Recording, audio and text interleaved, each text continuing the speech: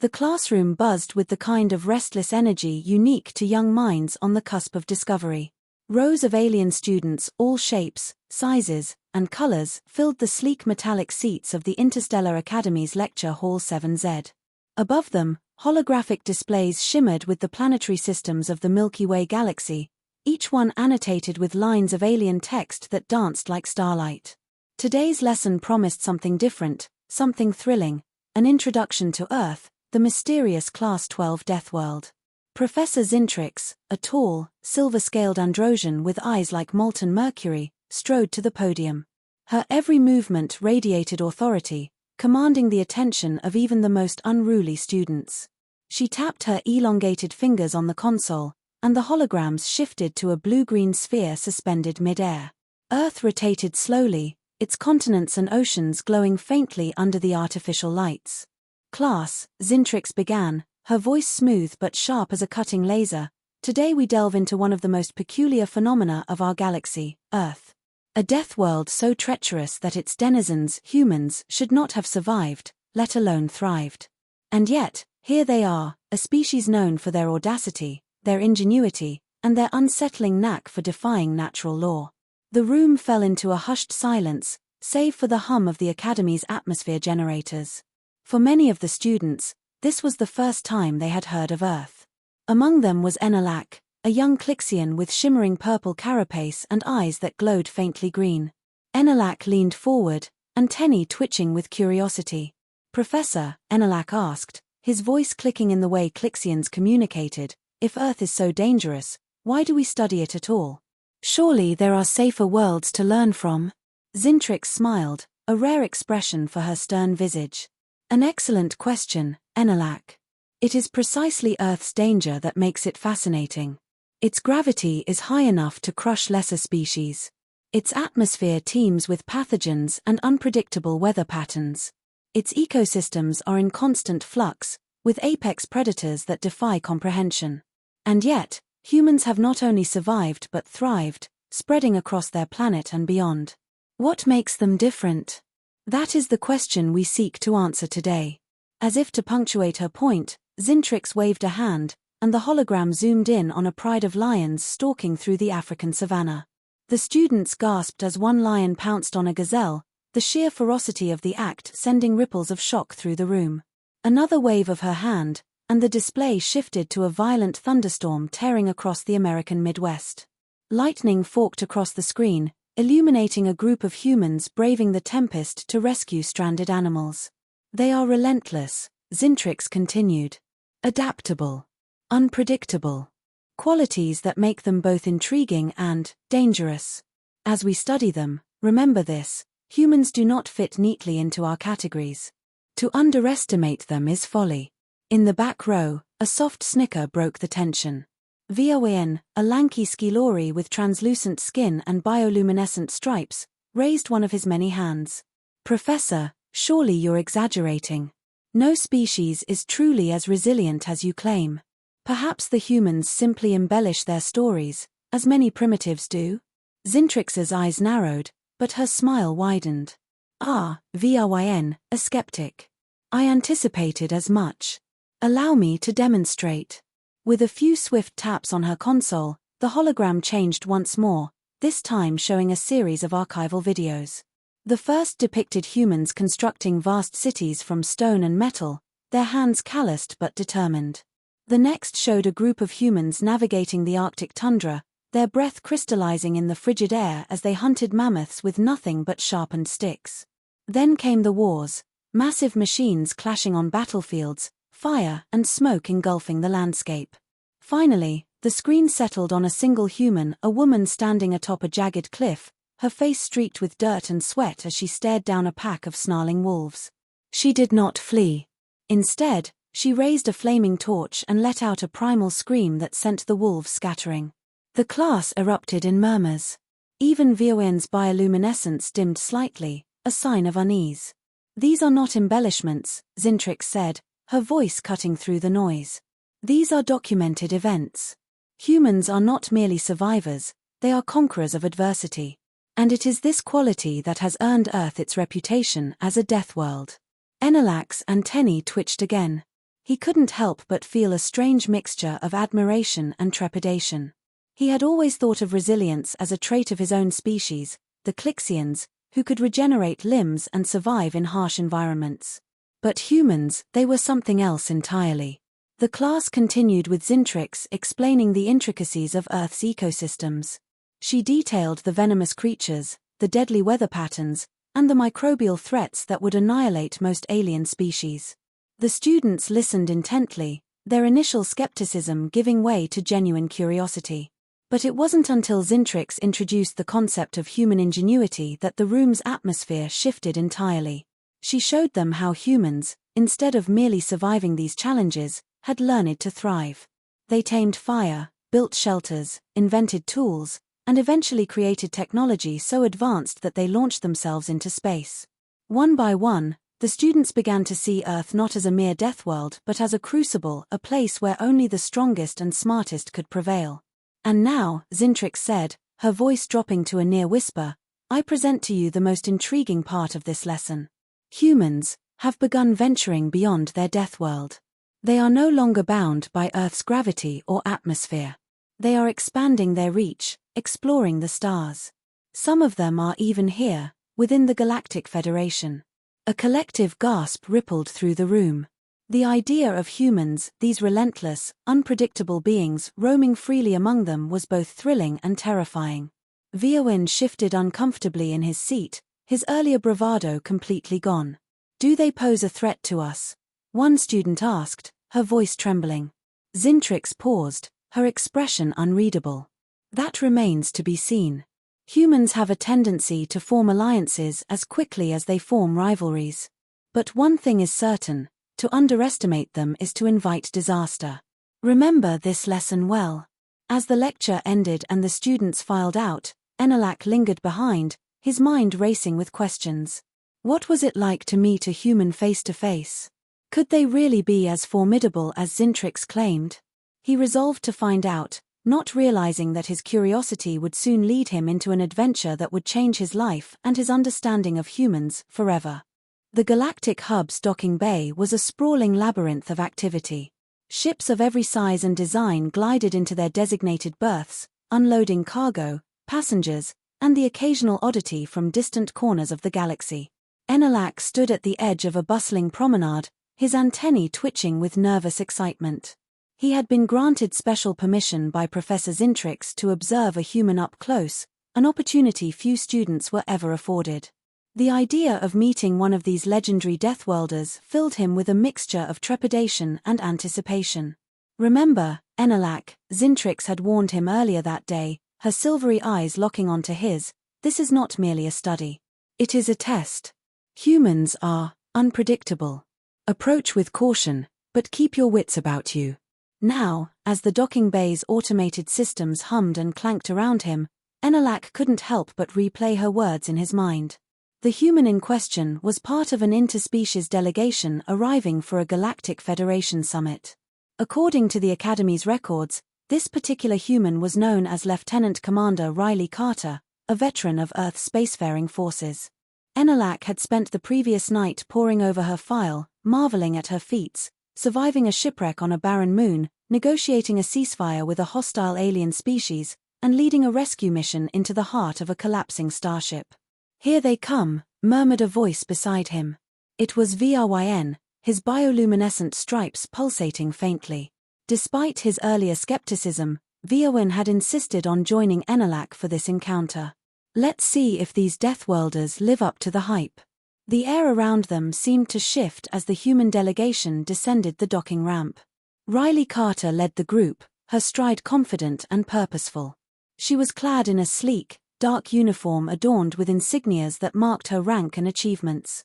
Her auburn hair was tied back in a practical braid, and her piercing blue eyes scanned the crowd with an intensity that seemed to see straight through the layers of protocol and pretense. Behind her followed two other humans, each carrying themselves with a similar air of competence. Enelak felt his mandibles click involuntarily.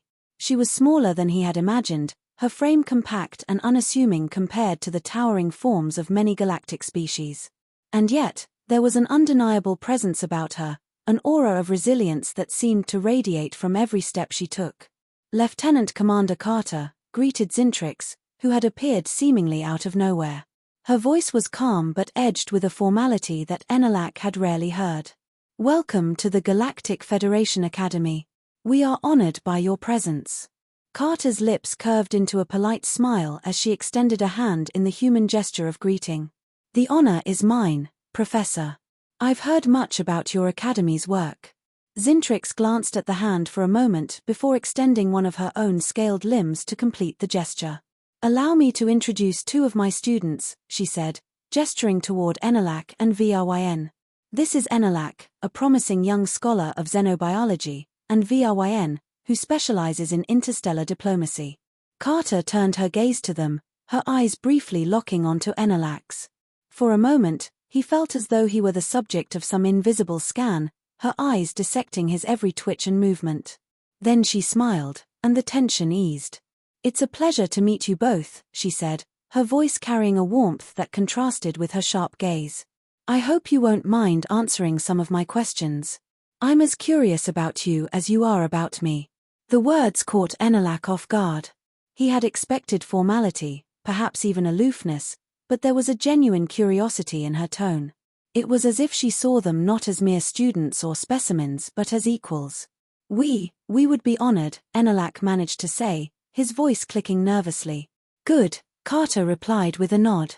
"Curiosity is the first step toward understanding." The group moved to a quieter corner of the docking bay, where a table and chairs had been arranged. The humans took their seats, their movements fluid but deliberate. ENIAC and VRYN hesitated for a moment before sitting down across from them. "So," Carter began, leaning forward slightly, "you've been studying Earth. What do you think of it so far?" ENIAC hesitated, unsure of how to encapsulate the complexity of his thoughts. "It's unlike anything I've ever encountered. The ecosystem alone is a paradox, both nurturing and hostile. And your species," he paused, searching for the right words. "Your resilience is remarkable. Almost unnatural." Carter chuckled, a sound that seemed to catch VRYN off guard. "Unnatural? I've heard that one before. But I assure you, we're as natural as it gets. We've just had a challenging environment to shape us." "Challenging is an understatement," VRYN interjected, his bioluminescent stripes flickering. "Professor Zintrix showed us records of your survival feats. Some of them defy logic.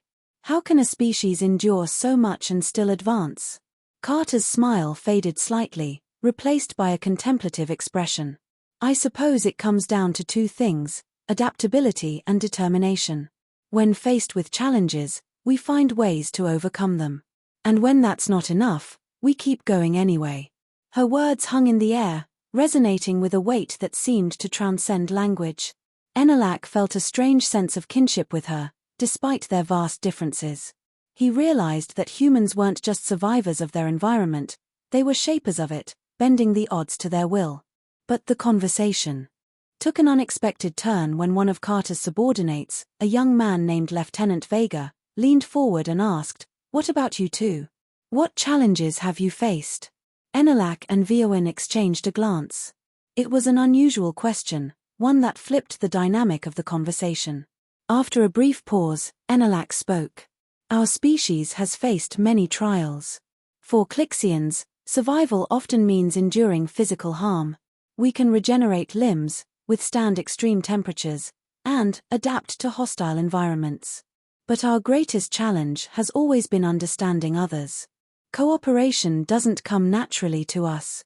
VRYN nodded, his stripes glowing faintly. "For Skilori, the challenge is different. We're a communal species, reliant on our networks. But that reliance can become a weakness.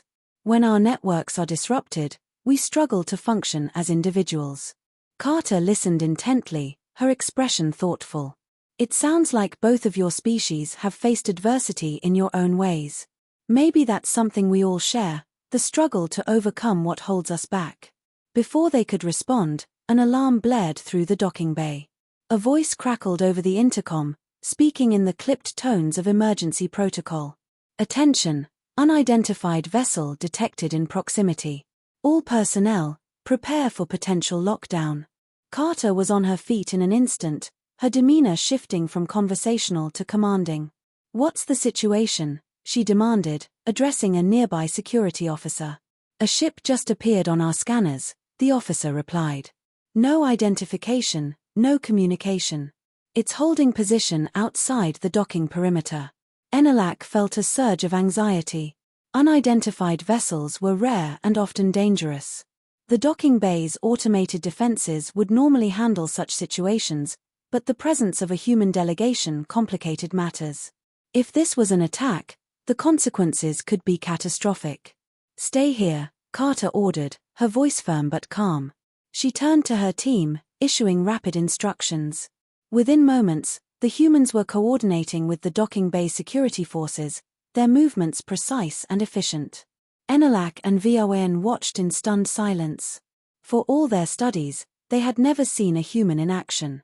Carter's decisiveness and composure were awe-inspiring, a living embodiment of the resilience they had discussed moments earlier.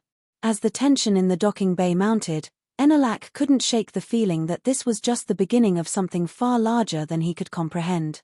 The docking bay's atmosphere thickened with tension as alarms continued to blare. Security forces scrambled into position, their energy weapons gleaming under the artificial lights. The unidentified vessel hovered just beyond the perimeter, an ominous shadow against the backdrop of the galaxy's shimmering expanse. Enelak's antennae twitched uncontrollably, a visceral response to the rising danger. Lieutenant Commander Riley Carter stood at the center of the controlled chaos, her presence commanding and unshakable. She barked orders to both her team and the station's personnel, her voice cutting through the din like a blade. "I want a full scan of that vessel. If they're not responding to hails, we need to know what we're dealing with." "Scans are already underway," replied a station technician, his hands flying across a console.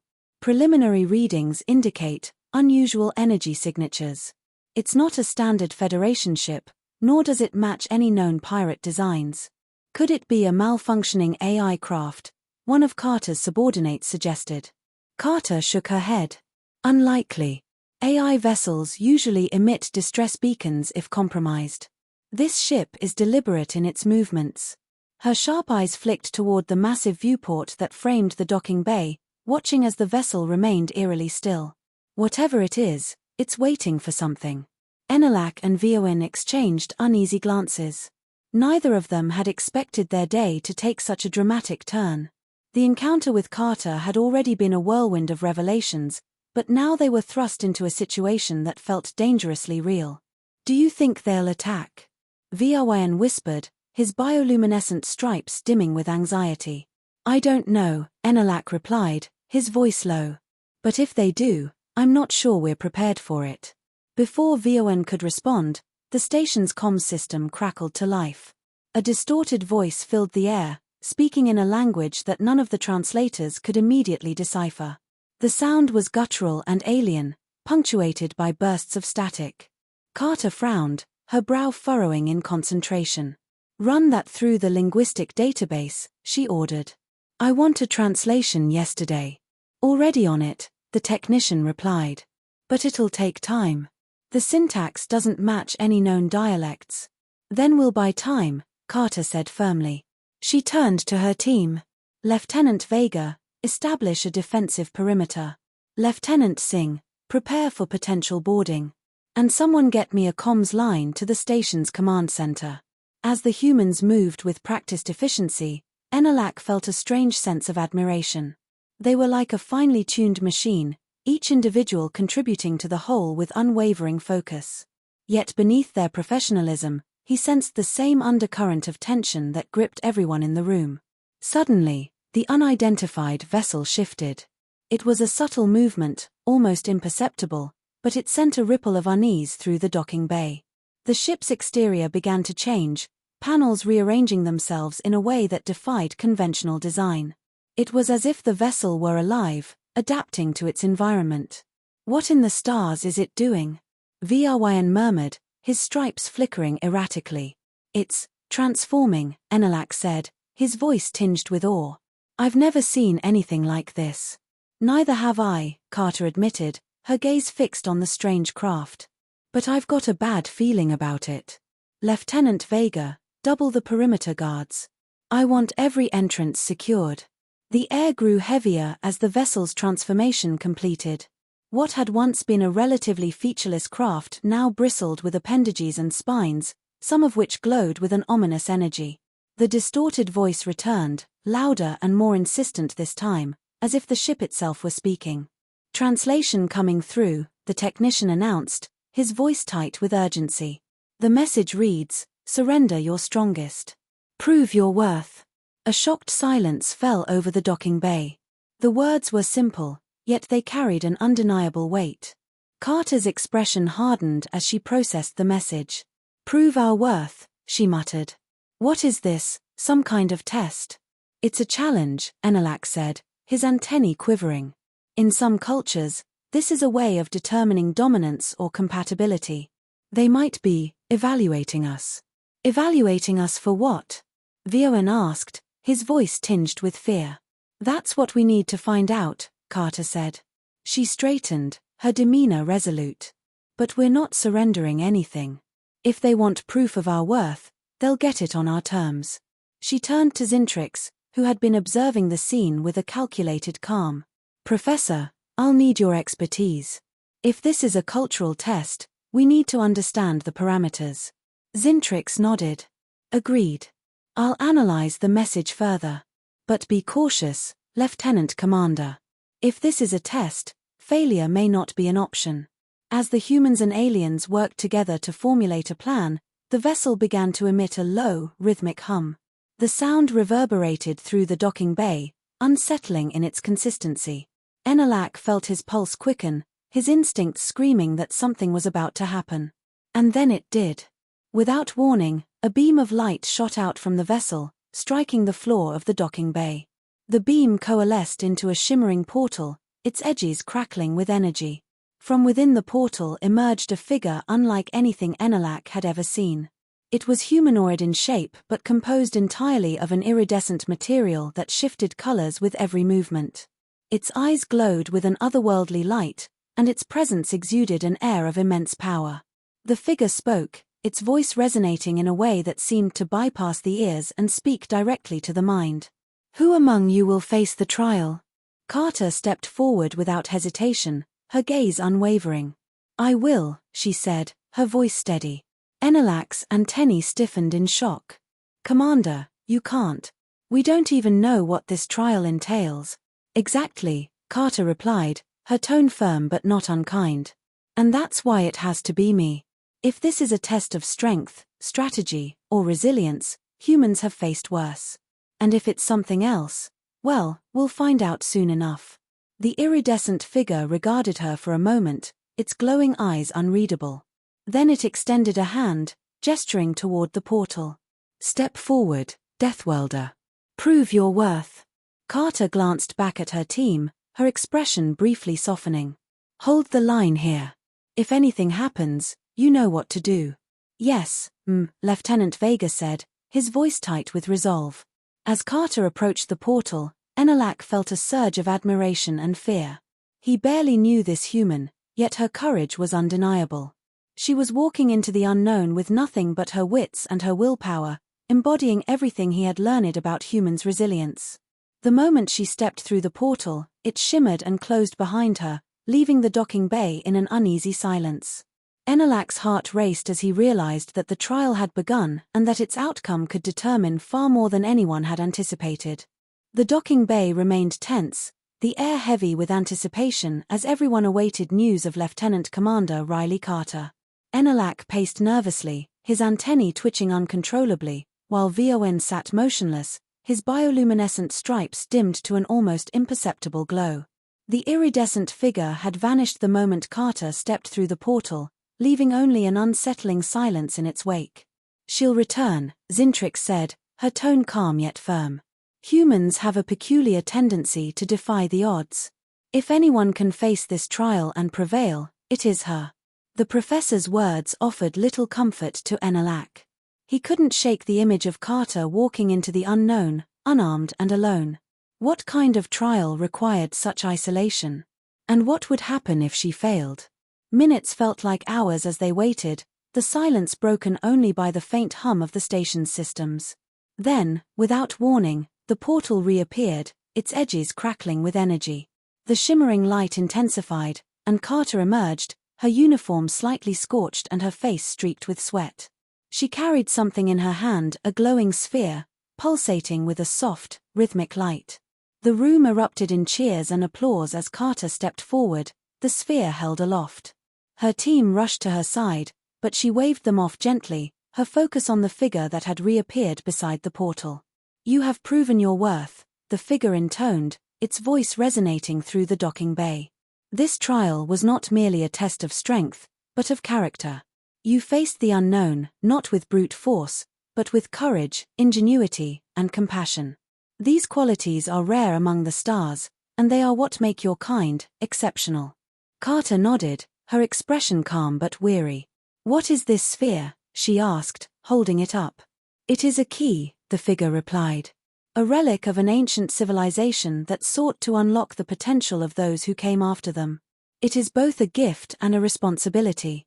Use it wisely." Before anyone could ask further questions, the figure dissolved into a cascade of light, and the portal vanished with a soft hum. The docking bay fell silent once more, the weight of the moment settling over everyone present. Carter turned to Zintrix, handing the sphere to her. "This belongs in the hands of those who can study it responsibly. Make sure it doesn't fall into the wrong hands." Zintrix accepted the sphere with a solemn nod. "You have my word, Lieutenant Commander." As the crowd began to disperse, Carter approached Enelak and Vryn. The two students stared at her with a mixture of awe and curiosity, unsure of what to say. Carter broke the silence with a small smile. "You both did well," she said. "Staying calm under pressure isn't easy, but it's one of the most important things you can do in situations like this." "What was it like?" Enelak asked, his voice barely above a whisper. "The trial?" Carter's smile faded slightly, replaced by a look of quiet reflection. "It was difficult. The trial wasn't about fighting or winning in a traditional sense. It was about understanding myself and my place in the universe. It reminded me that strength isn't just about physical power or strategy. It's about knowing when to stand firm and when to adapt. When to fight and when to listen." Her words lingered in the air, resonating deeply with Enelak.